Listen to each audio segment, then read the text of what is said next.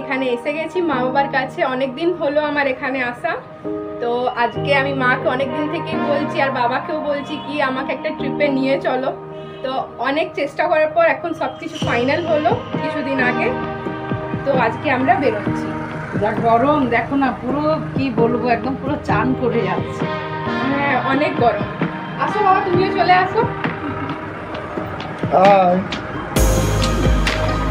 অনেকদিন পর সব দেখা হচ্ছে। তো চলো ওখানে যে আমরা দেখাবো কেমন কেমন করে আমরা যাই। বাই।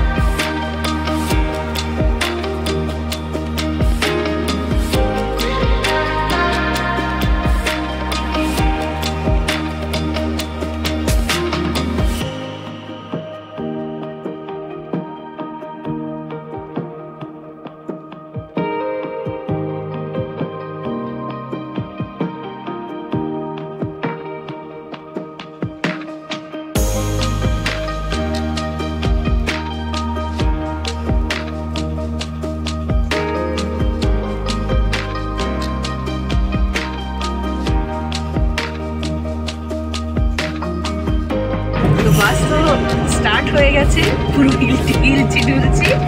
আর এই মাত্র আমাদেরকে এখান থেকে প্রোভাইড করলো বাস থেকে একটা মিনারেল ওয়াটার, বাইরে থেকে জিনিস আছে, তোমার মিক্সচার আছে, একটা বিস্কিটস আছে অ্যান্ড ন্যাপকিন। এটা প্রোভাইড করেছে বাস থেকে আমাদেরকে। তো এখন আমি বলিনি আমরা কোথায় যাচ্ছি, কালকেই নেক্সট ব্লগে জানতে পারবে তোমরা। তো দেখো এখন ঘড়িতে 12টা বাজতেই যাচ্ছে, কিন্তু আমাদের এখনো রাত্রে ডিনার হয়নি। তো কন্ডাক্টরকে জিজ্ঞেস করলাম, ও বললো আর 15 মিনিটেই জাস্ট একটা কাছে পৌঁছাবো, আর সেখানেই গাড়ি ওখানে মানে দাঁড়াবে আর সবাই ওখানে রাত্রে ডিনার করবে। তো বাস সেখানেই আমরা বাড়ি থেকে কিছু ডিনারের জন্য মানে প্যাক করে নিয়েছি, সেটাই খাবো। বাস জাস্ট পৌঁছেই যাব এখনই। তো আমরা বিশেষ কিছু ডিনারের জন্য নিইনি, মানে পুরোপুরি ঠিক করেছি ননভেজ খাবো না, বাড়ি থেকেই স্টার্ট করেছি নিরামিষ খাওয়া। তো বাস পরোটা আর ফুলকপি আলুর তরকারি, মানে চচ্চড়ি টাইপ অফ, আর মিষ্টি, জাস্ট বাস এটাই এখন খাচ্ছি।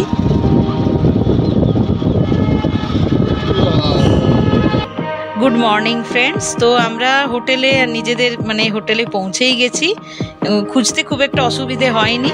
তো বাস জাস্ট আমরা এখানে পৌঁছে গেছি, এবারে একটু স্নান টান করে ফ্রেশ হয়ে নিই, তারপর আবার কথা বলি।